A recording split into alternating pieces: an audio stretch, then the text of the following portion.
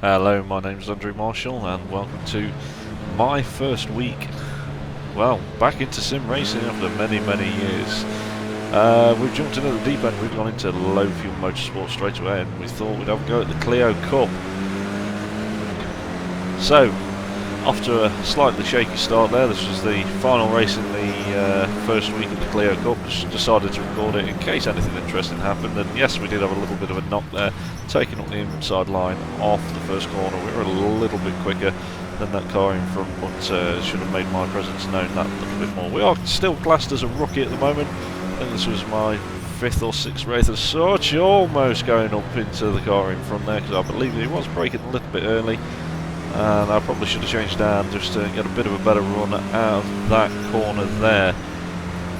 You can see he's now pulled, that guy in front has pulled up to nearly a second coming into this here, which is what I found probably the most difficult corner on the track. This track here, Pascani I believe it's called, fictitious track, quite a fun little thing to be rocking around in these Clios on. You can probably do some curb hopping and following on treat this like a small BTCC car from sort of early 2000s period. So into the hairpin, possibly the corner where people get it wrong most of the time. These Clios, no ABS, no traction control. You get the braking wrong into there, you basically pulling on handbrake and spinning around. It's going to mess up the entire lap, potentially even your race. Up here we're going to go left, right, over this crest. You want to hold on to the gear a little bit longer than I previously did, because it does start to bog down just a touch and start braking on that curve there before turning in here to another right left sort of chicane and hop the curbs again. Again, this is great fun. You can really chuck these Clios about. Proper, you know, medium power front wheel drive hatchbacks. If it starts to go wrong, just plant the throttle, pull the nose back into alignment. But because of the power outputs on them and the delivery of the power, it just kind of gives it you in one big lump. And if you get it in the wrong point of the corner, you are just ploughing on in a straight line. Right, let's start a second lap here. We're starting to carve our own little path out here. We've got this guy up in front, and then in front of him we've got Ruben. Ruben is starting to smoke up a little bit. I got a compromise line through there. Wasn't the best entry I could have done in the world, but you know what, I'm going to start hopping some curbs. Quite like this little section. I think I was slightly quicker than some people through here. I was pulling purple squares at this point of the race through this section, so yeah, I weren't doing too bad. You can see we've eaten into that second, almost a second gap that Roman had in front of us there. So back into this slightly tight line that I'm taking there, just making sure that I'm in these mirrors.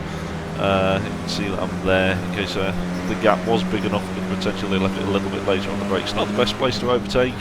If they do get it wrong, you know, you are going to pounce out the opportunity. Big bite of the curb there. Throw the car up into the air, down into the hairpin. Again, oh, the sandwich has gone wrong. Sandwich has gone wrong, and taken out the cousin.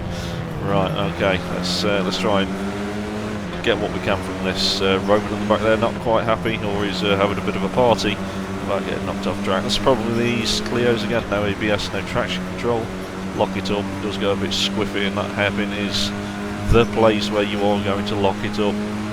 So let's see if we can catch Sandwich Man. We are potentially on for a podium here, and I'm being a little bit defensive on that line there. Don't want the guy behind thinking that there's any space for him to start biting at my heels. And again, I do love chucking it over the curves. Don't know if you can tell. It is a little hoot of a thing to drive. Again, Ruben taking it a little bit early on the brakes there. Kind of almost catches me off guard. I have to take it a little bit wider. And we're going on to the third lap of the race, and we're up 3 places. We did qualify in 7th place, and we're now fighting for a potential place on the podium. Ruben taking a very nice tight line through there. I kind of can't get the nose turned in on the line that I want to take it, but you know, we do kind of get it pointed in the direction we want. And again, I can get a little bit later on the brakes here. If I leave it third, find that the torque or the power is put down onto the road a little bit smoother, and you get a pretty strong exit.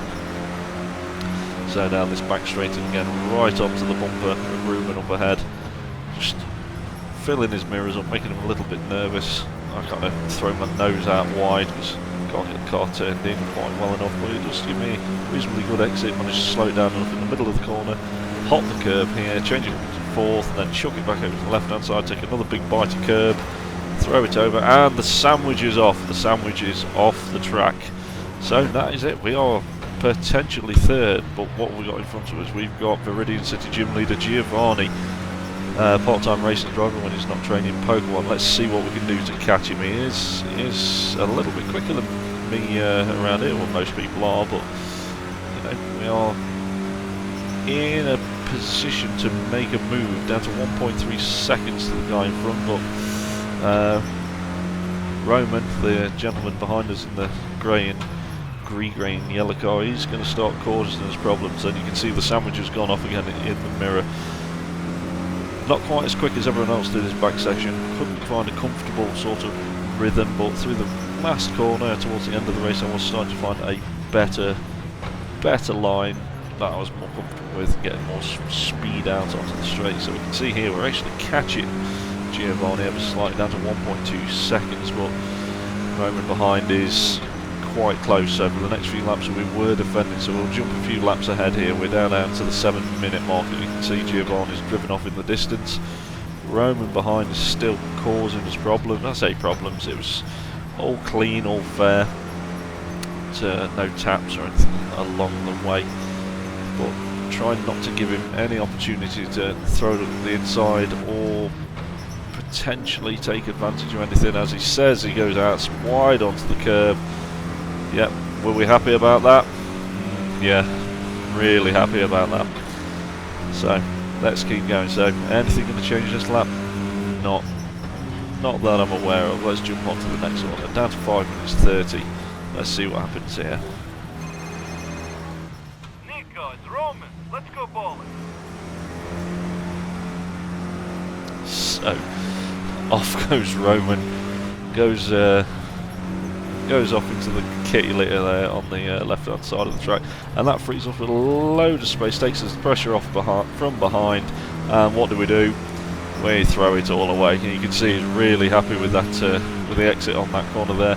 Potential chance to get some space up on Giovanni, but no, kind of thrown it all away, and that's pretty much how the rest of the race went. We were maintaining that 2.5 seconds gap to Giovanni ahead, but no other opportunities to make any moves. I have to say, coming back into sim racing, deciding to have a go at this recording malarkey, it is good fun.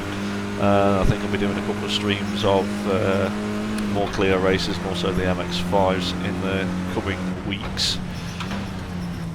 Great thing about these Clios is it is front wheel drive fun. It is 2000 era touring cars, curb hopping, throw it around, get the weight transition on and off the throttle. You can really get some lift off oversteer in these things, so it does make the driving experience quite entertaining, and well, that's what it's all about at the end of the day. It's just having fun with it there. So final race in week 1 of the Low Fuel Motorsports Clio Cup, and we managed a podium. This was the best finish that I got of the week, so thank you very much for joining me.